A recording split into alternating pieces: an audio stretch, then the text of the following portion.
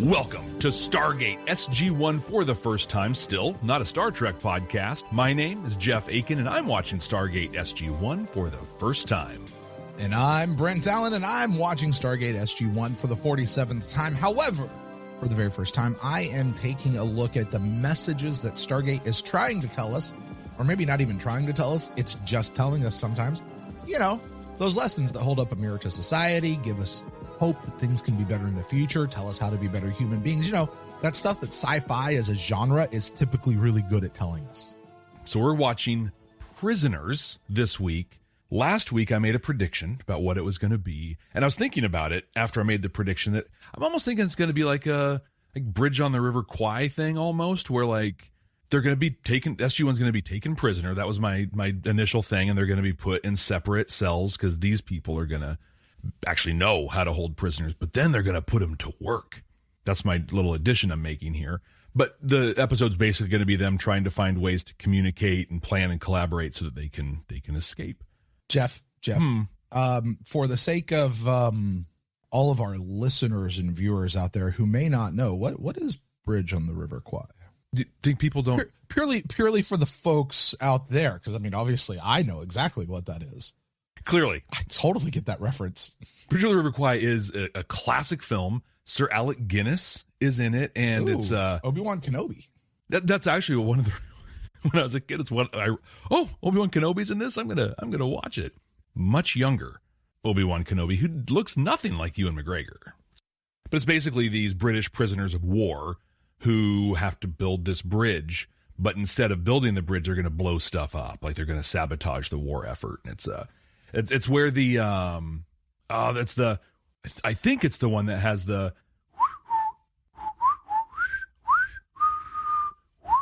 I think it's where that song comes from. Okay. It's also been like literally probably about 35 years since I've seen it. So kind of high leveling it. But I just remember they were prisoners. They had to go to work and they tried sabotaging stuff so they could either escape or thwart the war effort. Interesting. So we'll find out just how close I am here in a minute. But Brent, why don't you tell us about this episode, Prisoners? All right. This is episode 203, season 2, episode 3. Titled Prisoners, originally aired July 10th, 1998. Jeff, that's all I got for you. Wow. Okay. So it came out the week after the last one, and it's the third episode of the season. All right. Well, with that, guys, Jeff, what do you say we go watch this episode? Like right now. If you're joining us for the first time, here's how this works. Jeff and I are going to watch this episode right now. He's watching it for the first time. I'm doing the message thing.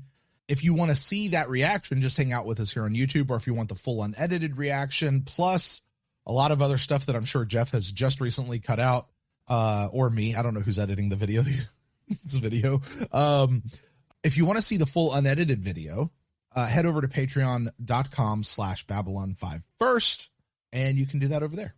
And if you're listening to the audio version of this on one of those cool podcasting apps like Good Pods or the other ones, we're about to jump to the future. We're going to skip over our watch, and you are going to, in like 20 seconds, hear my for the first time reactions and Brent's take on the sci-fi messages that may or may not be in the episode. So Brent, we've been talking too long. Let's dive in. Let's watch this thing. Chevron 7 locked.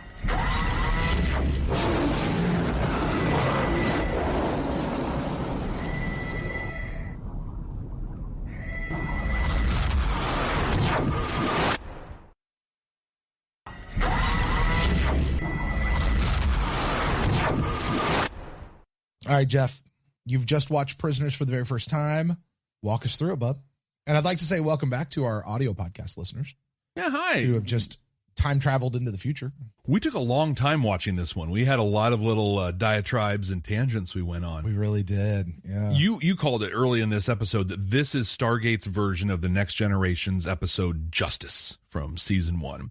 So that one, Wesley Crusher, I broke this little atrium thing you had on there, and now they're going to kill him.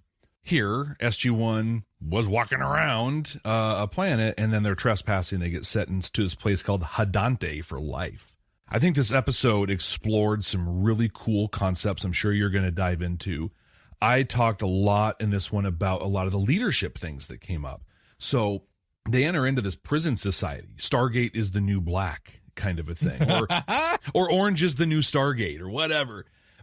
they had to figure out this culture that was going on. And there's this old lady, little old lady, who's king stuff. Like, she's top of the mountain. As this episode's going on, it's mind-blowing. We see O'Neill just fall into, like, the culture and understanding how to fit in. We learn that, hey, O'Neill, you been to prison before? Oh, yeah, he says. So it's like, oh, there's a little story there. It's kind of cool. Then we get Daniel in a moment, like we talked about Daniel, who became top dog, and how he used that to establish, his whole team's dominance in that area. But, like, I was getting excited through a lot of this episode because we were seeing some amazing technology. There's this liquid that can create an organic cold fusion and make a blind dude see. Literally, it's like, hey, we have this SG program. That is the stuff that you need to go get. You get that, you've covered your $7.5 billion bill, and then, and so much more. At a moment that I was like, oh, that's so cool. Where Teal'c says this place, SGC, is home. That was cool. I like that. Yeah. So SG-1 has been taken prisoner, and this new character we haven't seen before, Major Kovacic, comes up, and he's like the diplomat, the attaché, ambassador. Well, can we talk about that? Yeah. So one of the things that you may not have picked up on, but they establish it in this episode with Kovacic, he's the commander of SG-9. SG-9 is a diplomatic unit. Okay. They're not what Jack and Teal'c and Sam and Daniel are. They are purely a diplomatic unit, which is the first time we've ever heard that different SG teams have different jobs, a la Lower Decks, where you got the first contact protocol folks and the second contact protocol folks. I caught where they're like, oh, this is a diplomatic thing. That's going to be for this. I didn't catch the SG-9, but my takeaway was just, oh, they have a diplomatic unit, which, duh, right? Of course they do. He was really good at his job, too. He was so good. Like, way better than Daniel. Sorry, just way better than Daniel. But I think, Daniel's a scientist first, and I think Kovacic is a diplomat first, and a people person, which is not a thing I would describe Daniel as. But there's this scene that I think at this moment right now is my favorite scene in all of Stargate that I've seen so far. Okay. So Hammond and Kovacic are in the big open room of the Taldor, which are the species that sentenced SG-1, which, by the way, they did a cool thing of like, hey, they might show you their faces. Also, they might not. They're pretty arrogant and xenophobic, which was just a great production way of saying, hey, you're not going to see him this time, but if we ever bring him back, you might, maybe, but not now. But in there, Hammond comes in. He's like, I'm General Hammond.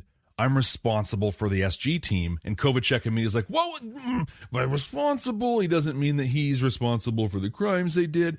Amazing moment by Kovacic.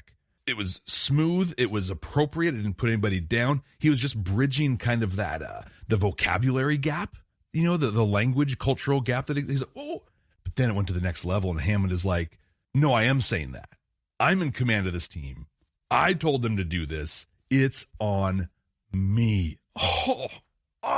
If you've ever worked for a person with that kind of mentality, you feel like a superhero.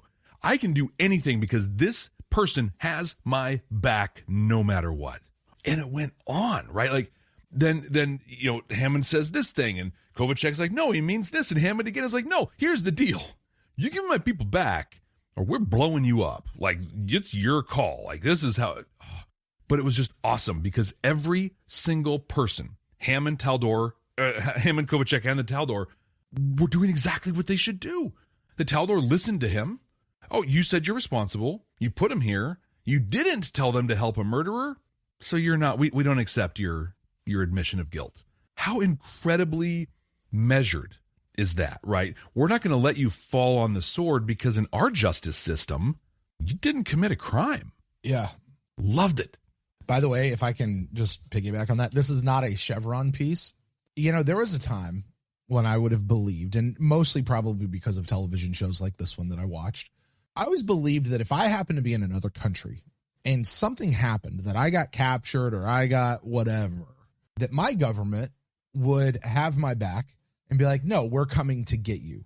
Like, we'll talk to them, but if they have like 2 minutes to say, yes, we'll give you back. But if they don't, then we're sending in the Delta Squad or whatever to Delta Force, and they're going to come extract you, and we're going to get you. And people are not going to just hold our folks captive like that.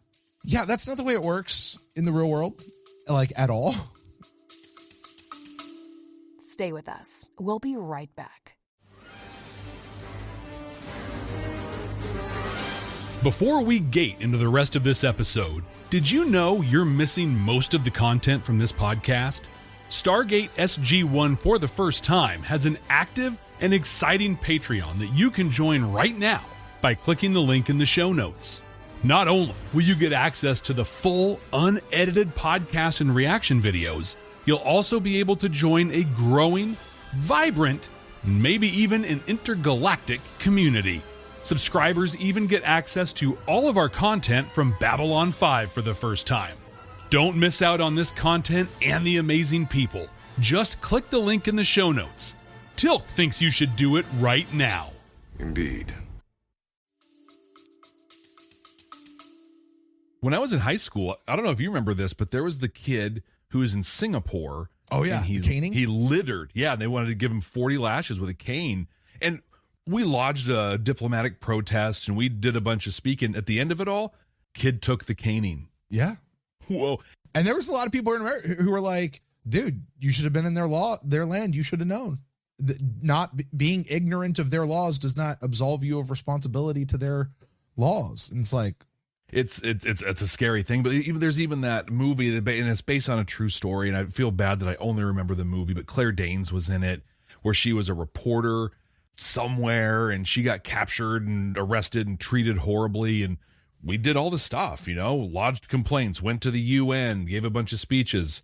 She stayed in prison for a super long time and was treated really, really poorly, like bad, because our government at least isn't General Hammond. They don't just send the team to come get you. Nope. They're not sending the A-team after you, man. That is not how it works. They file paperwork that says, stop. Please give them back. Can you give them back, please? We're going to censure you in the Security Council. Ooh, oh my gosh. But the whole drama of this episode is this character, Linnea.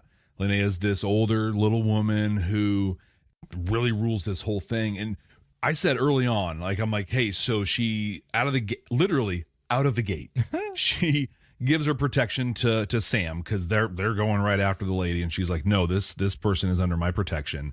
She's being very accommodating, friendly, and helpful. And I was like, gonna be the villain. Like, this is setting us up for that.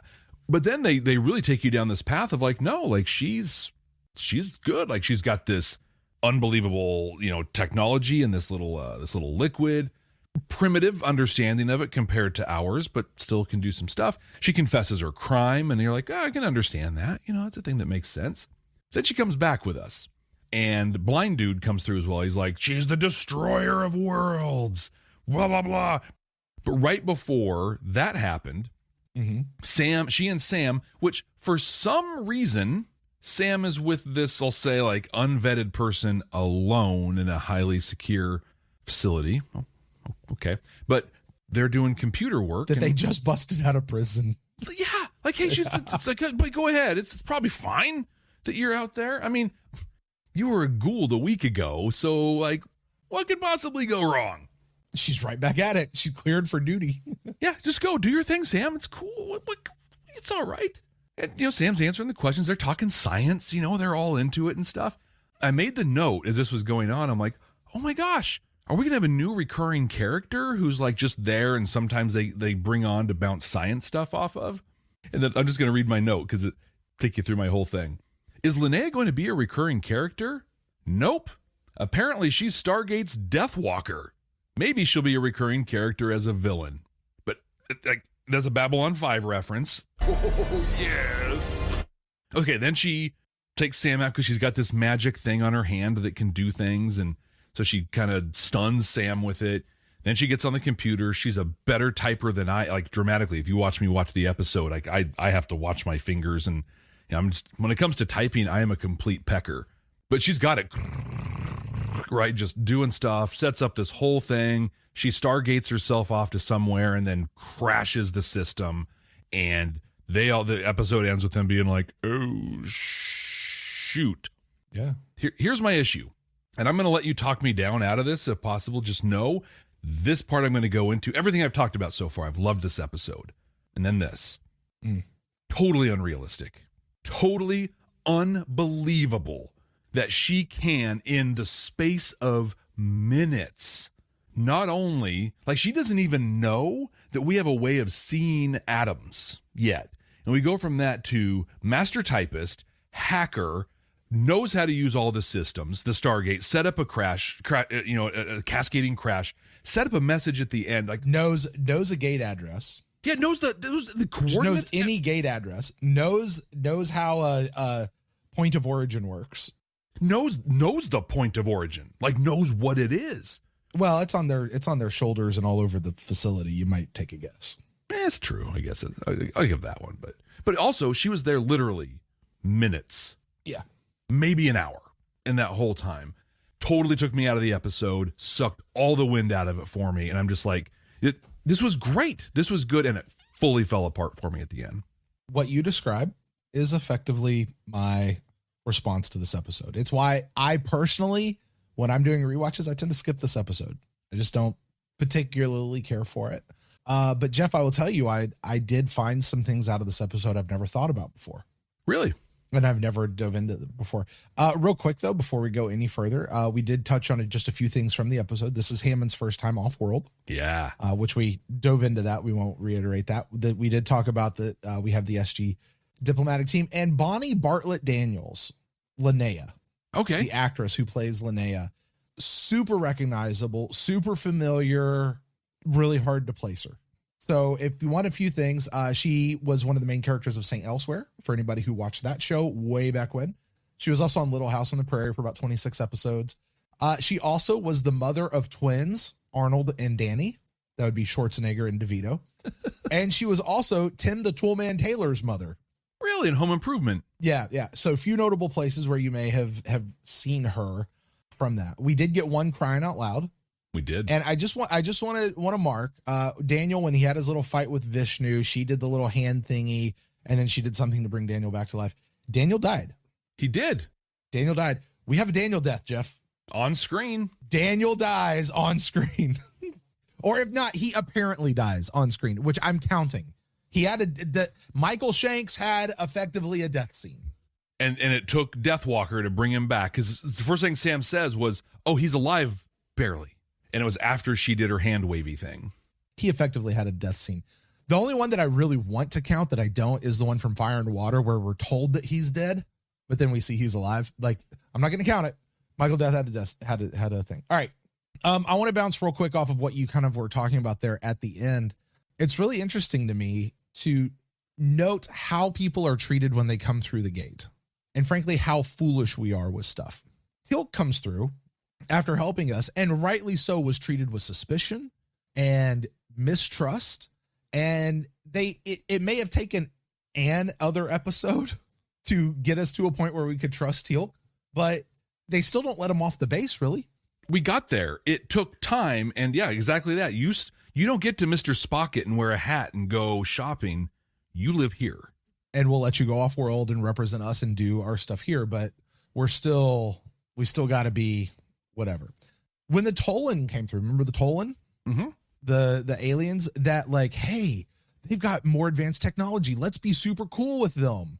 And then they weren't. And now we got to be super mad at them, but we got to still be super cool because they got cool technology we want, right? But also with them, they're like, you over here, we're going to quarantine you. We're going to put you in this. Like, they still had security around them. And when they interacted, like, hey, are we free to go look at your world? Well, no, we really got to keep you down here. Why? Well, it's not because you're a prisoner. It's because we can't let anybody know that you guys exist. But yeah, it makes you a prisoner effectively. Like, you know. But then we meet Linnea, who comes through, helps them get off the planet. She's our friend. Hey, let's set up some quarters. Let's be cool. Let's be amenable. There's no consistency with how they treat folks as they come through, which I understand in this sort of situation, you might need to kind of play it by the seat of your pants a little bit, play it a little faster, a little looser, but you really never know who comes through.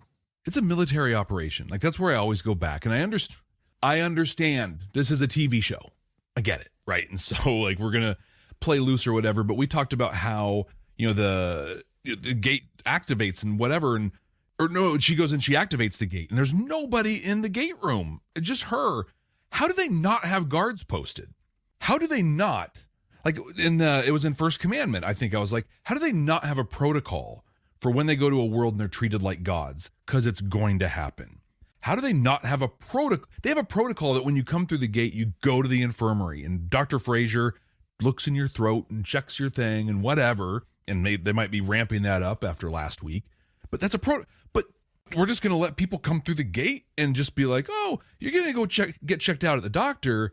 And then maybe not. Things are good. Yeah, if this was a military operation, there would be a sequence of events that were the same every time.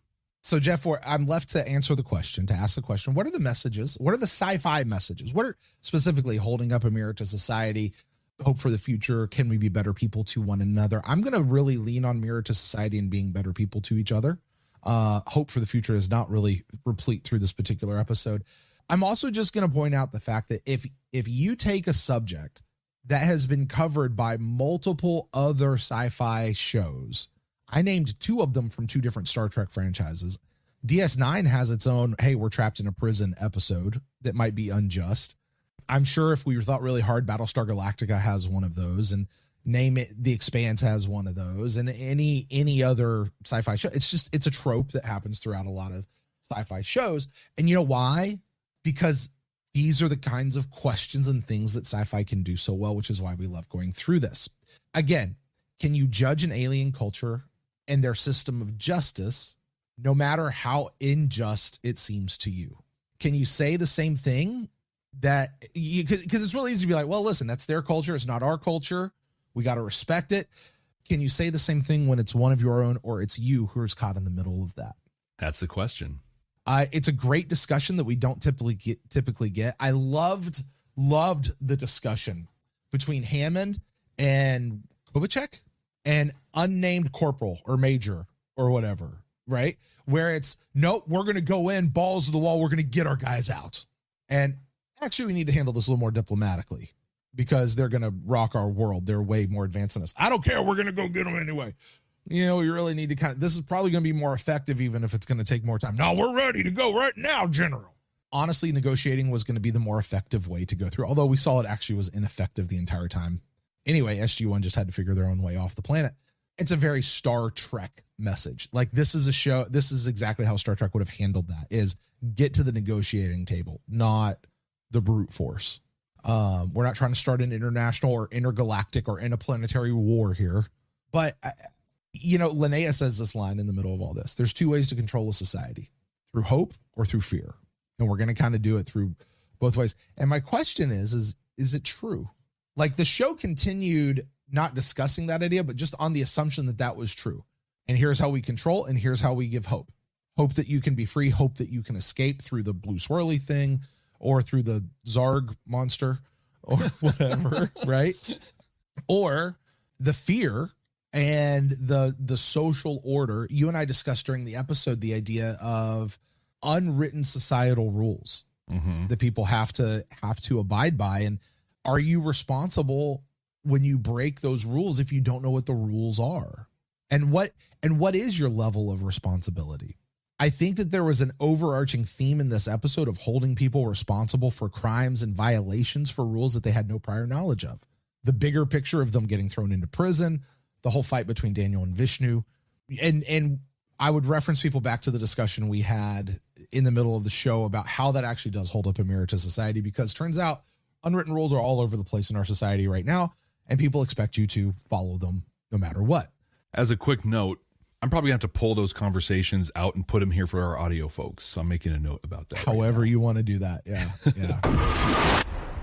But in bigger life, though, that you're going to be held responsible for things for breaking rules that you don't know.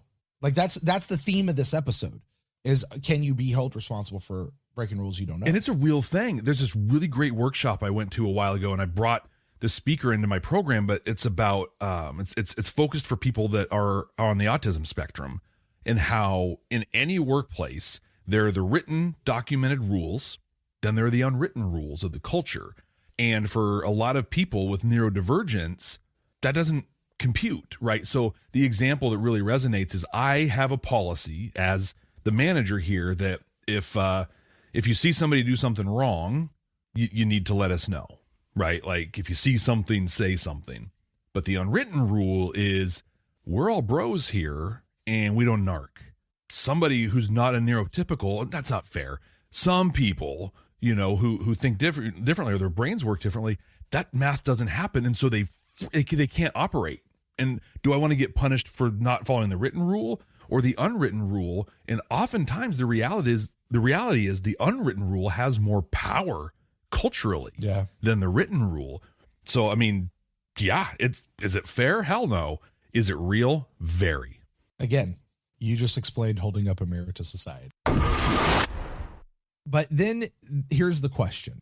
The overlords, right? The voices said this line, and I think it all comes down to this idea. If we can boil it all down into one thought, are laws that are immutable just laws? Do laws exist to drop the hammer on violators? Is it just to do that? To have no leniency?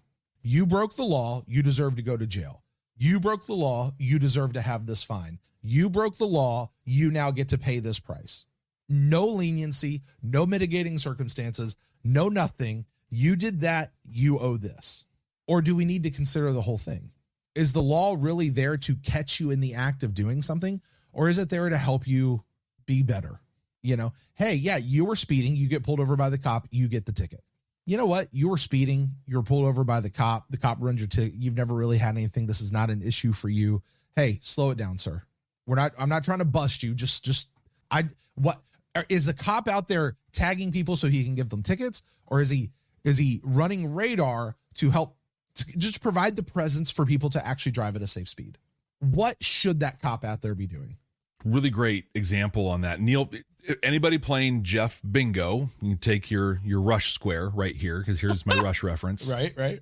Neil Peart is a drummer for Rush and lyricist. He is also a very prolific author, and he writes a lot of great books. And some of the books he writes are like travel logs, because he would ride his motorcycle between tour dates when they would go. So Getty and Alex would get on a bus and they'd go and he'd ride his motorcycle and has some cool stories. And he talked about exactly that.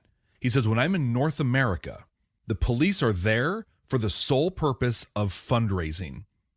I get pulled over for speeding, I get a ticket, period. End of story. When I'm in Europe, I'm speeding, and the cops will often roll up next to me, and they'll give me that signal with their hand, like, hey, slow down, slow it down.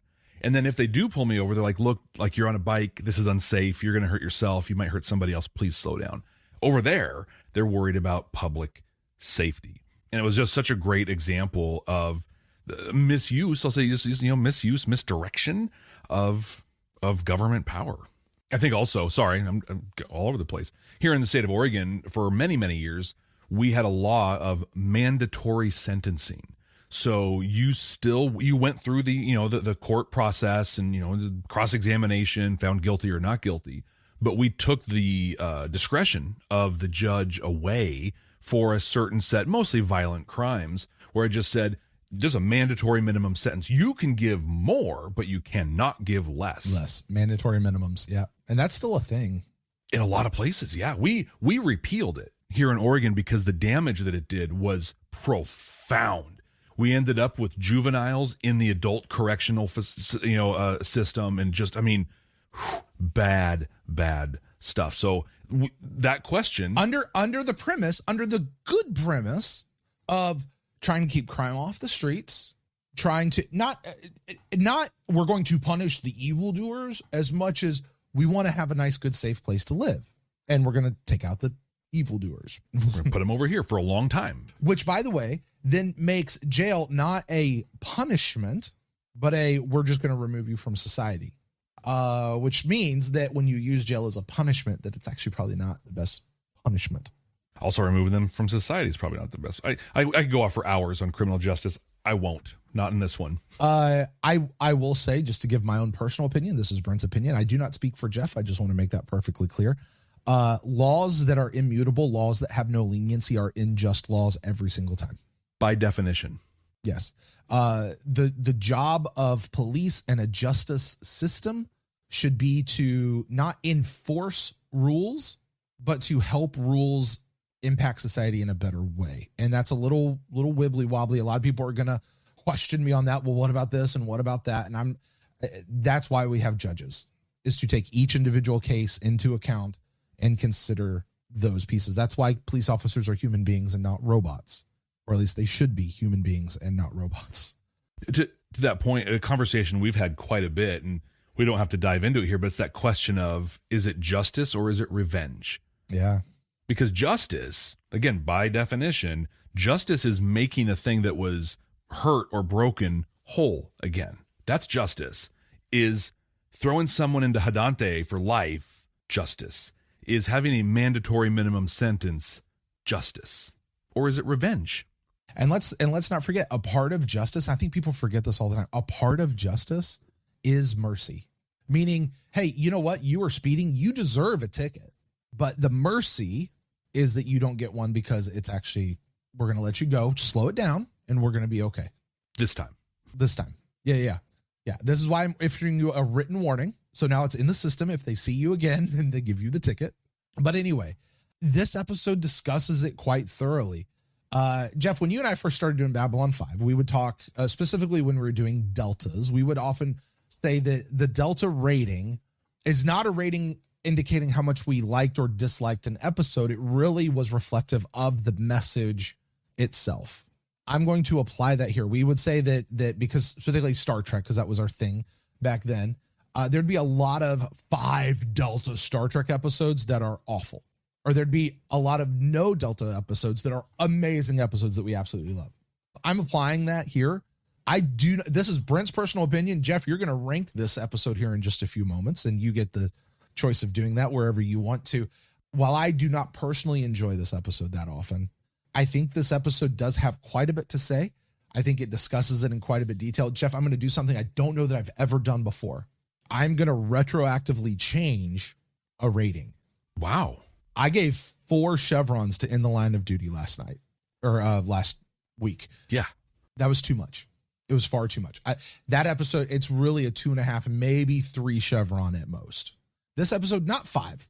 I am not giving this one a 5 chevron deal, but this one is catching a 4 chevron deal. It discusses it quite thoroughly, goes in through quite a bit.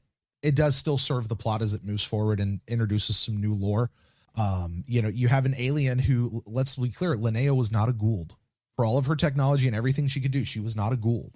Her little hand device, she's not a Goa'uld. So anyway, I'm giving this one 4 chevrons. No halves, just 4 chevrons. But I am going to retroactively, what's rescore, nerf. That's the word. I'm going to retroactively nerf last week's rating on In the Line of Duty. I like that. 4 for this makes sense because you did that. This is a much stronger and better delivered message than it was last week. Yeah. But I agree. It can't be 5 because I don't think that was the intent of this episode. The intent of this episode was exactly what you said. Lore, evil exists beyond the Goa'uld. And as a point on that, I love if Stargate was made today in the age of 10 and 13 episode seasons, every single episode would be about the Goa'uld. That's the story.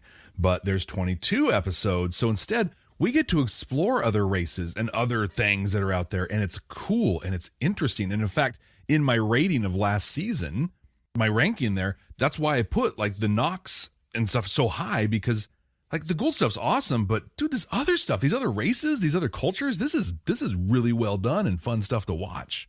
All right, Jeff. So I did the rating in a very roundabout way. You get to rank this episode, Jeff, on a scale of, well, currently it's 1 to 3, because that's the only episodes we're in. Our current ranking for season 2 of SG1, it's our completely accurate, totally immutable, definitive ranking of season 2. Not just. There's no justice, but it's immutable. It's ranked. There's no justice, but it is what it is. Number 1 is currently the Serpent's Grasp, Serpent's Lair duology, because we dipped into the season with that. Number 2 is In the Line of Duty. Jeff, Are you just going to keep these in episode order and put this down at number 3, or does this one crack 1 or 2 for you? It's number 3. This was a fun episode. The bottom completely fell out, and I'm just going to go ahead and guess. I don't even know what next week's episode is called, but that's going to be where we drop out of episode order on our ranking, I think. Well, it is possible. Would you like to know what next week's episode is called? I would, actually. All right, Jeff, we are watching The Gamekeeper. I will tell you this. I will preview this episode next week. You're going to get a fantastic Star Trek and Babylon 5 guest actor crossover. Okay. I'm not even going to tell you who it is. You're going to immediately know it as soon as you see the person. So you're going to love it when you see it. But what do you think? The Gamekeeper. Actually, can I tell you? I want to tell you because it may impact you, and I really kind of want you to see if you can't nail it. Okay. It's Dwight Schultz. Oh, wow. It's Dwight Schultz. Dwight Schultz is in next week's episode. The Gamekeeper. With those 2 bits of information, go. I had a guess, and I was feeling really, really good about it. Just on the name, because I'm like, oh, this is easy. It's On the Moraine. It's Move Along Home, where SG-1 ends up in a game, and their lives are on the line. God, but the Dwight Schultz thing messes. You know what? That's what it is. That's what it is. Dwight Schultz is the dude in the game. He's the gamekeeper. That's what it's going to be. And I hope, here's my other prediction, this episode will redeem him from his appearance in the Babylon 5 episode. Oh, but he was so good in the Babylon 5. He played crazy so well. That episode was horrible, and it left a dark mark on Dwight Schultz that he hasn't done much to shake off of himself in later years. That's a whole other conversation. But I'm hoping this one redeems him. Well, we will find out next time right here on Stargate SG-1 for the first time.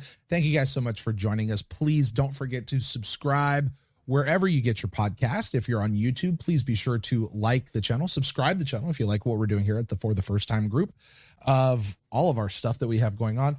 And remember, please leave us a rating, review, and the best thing you can do, honestly, is share this show with a friend or a loved one, maybe even a complete stranger, someone you know that likes SG-1, or maybe like my friend Jeff over there needs to get into it for the very first time.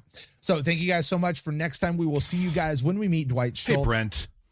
Yes. Always, Jeff. What's up, buddy? I don't know. I was looking forward to this episode, and, well, this sucks. That's the best you got? That was the line that O'Neill said. He comes out, and he's like, well, this sucks. For crying out loud.